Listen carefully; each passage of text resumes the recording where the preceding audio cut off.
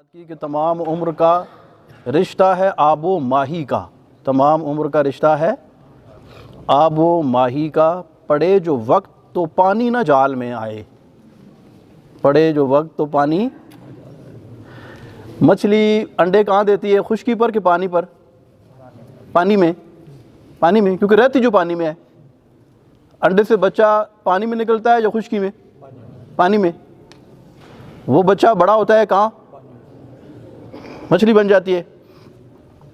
पानी और मछली का कितना गहरा रिश्ता है ना? लेकिन जब माही गिर जाल डालता है तो पानी निकल जाता है, मछली। तो तमाम उम्र का रिश्ता है आबो माही का। पड़े जो वक्त तो पानी।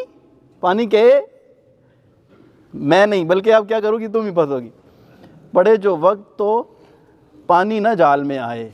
वो कहते हैं ना कि सारी उम्र मैं आटा गुनिया लखा कीते पेड़े, पर ओखे सोखे वेले मोहम्मद कोई नहीं जे लगदा नेड़े।